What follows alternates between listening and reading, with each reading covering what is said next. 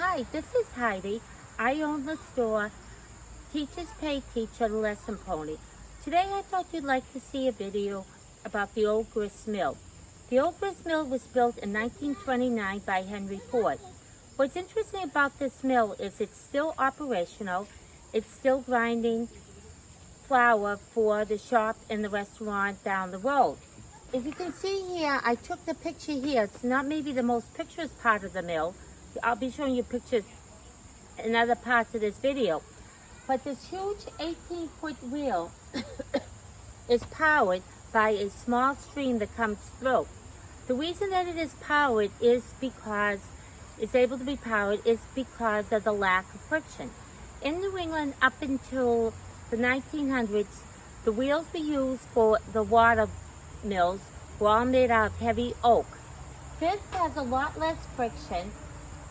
The engineer that came was a hydraulic engineer, and he was able to produce a wheel that a small stream is able to power the entire workings.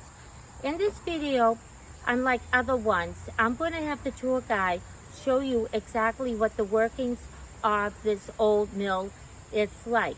Creamy couldn't come today. We used to drive on these grounds before COVID, but they've now increased the insurance, so Creamy stayed home today, the white lesson pony. If you have any questions, or if you would like any lessons that I could help you with, please leave a comment and I'd be glad to help you any way I can. Also subscribe and hit like. I'd greatly appreciate it. And from here on out, you're going to be hearing from the tour guide.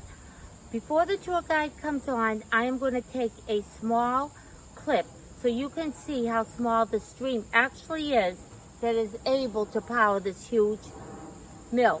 It's very interesting. We think of engineering today as high-tech engineering, but it's interesting to take a step back in time and see what Yankee ingenuity could do.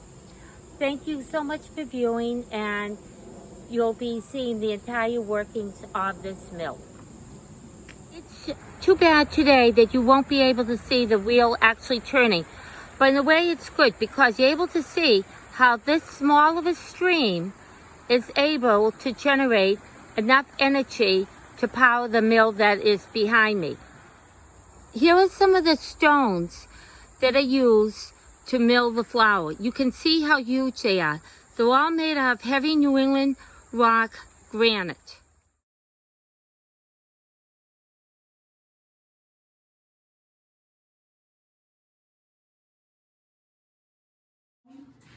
Which is common down in Michigan.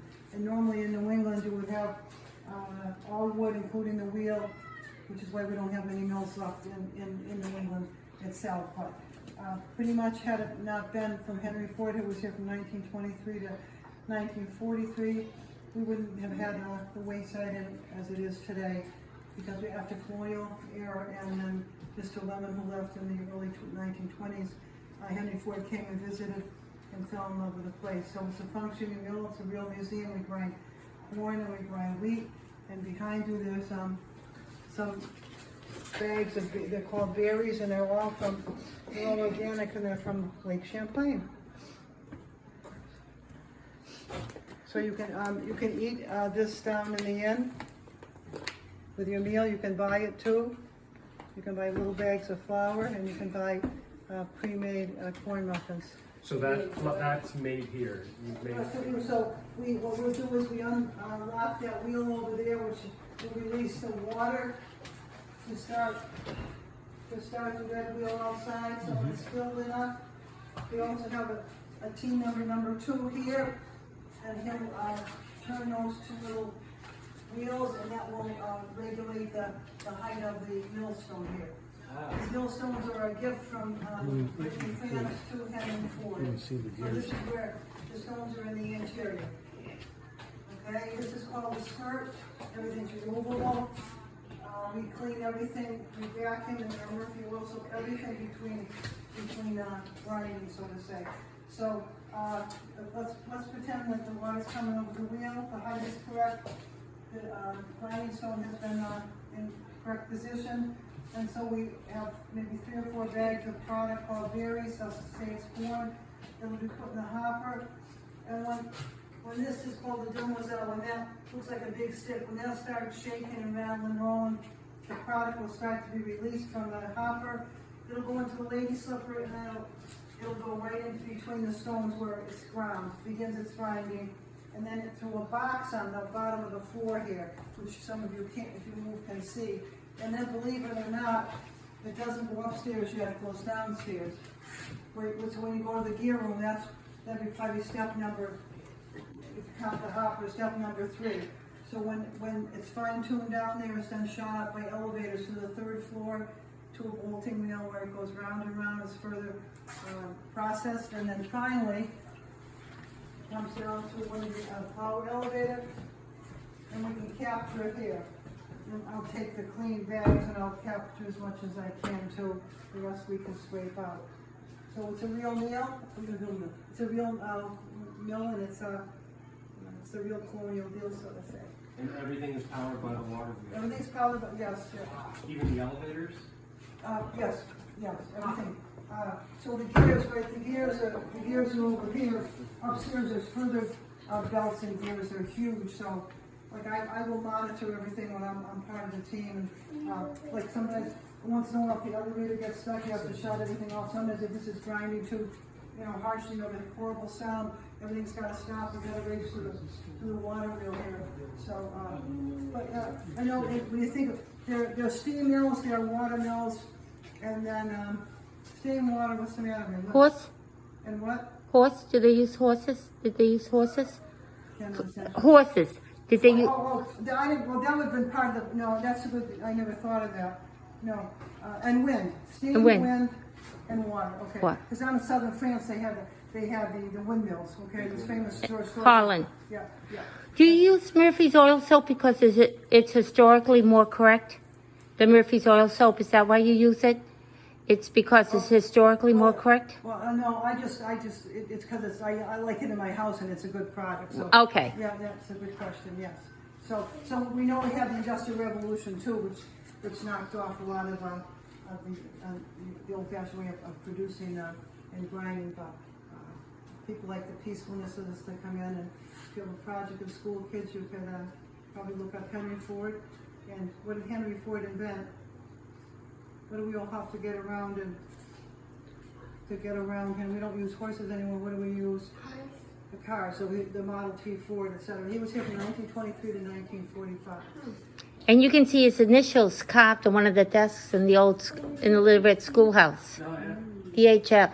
Yeah, that's from Sterling, Mass. Yeah, right, that was, my sister lives in Sterling, that was shipped over from Sterling. Is that where he lived? No, actually, he lived actually at the mill, He lived at the inn, so after the Howe brothers during colonial times, and then Mr. Lemon, who was a wool merchant, so Mr. Lemon left, I think, in 1920, and Henry Ford took a trip up here and discovered he loved it and stayed, so he probably saved the mill, created the mill, but saved the inn itself, because it probably would have gone into ruin. 2016, it was 300 years old. So it's a fun place to come. You can eat there, of course, inside or outside, and Is it nice to still- have something in the States where we maintain the history. He had the chapel built. I do weddings up there too. Beautiful And weddings. It's beautiful weddings. And so 1929 here, 1939 out there. There's a bottling plant over there. If you take this lower pathway on the right, which isn't open, but I like to, if it's your first visit, especially if you like to come to the mill, to take the upper road down around the corner, pass on the right-hand side, the old cider mill, and then around the corner, the beautiful field, the barn, and then the Wayside Inn itself. So So that's a cider mill. Yeah. Because we came that way. we have the old one, I know, huh? They're beautiful, so too much. Then you have to regulate this. Then you have to run downstairs and make sure the gears are okay, and then you got to make sure the elevator's okay. And Did you say you live here?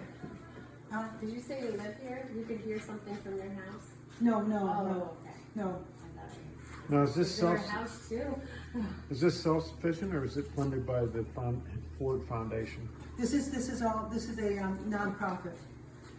But something, I have a book by I think is the best one. It's $20. It's in the gift shop, and they stated that after the fire of '55, that the Ford Foundation stepped up and did all the renovations and repairs. But it is a nonprofit now. that stimulated something in my brain. So thank you.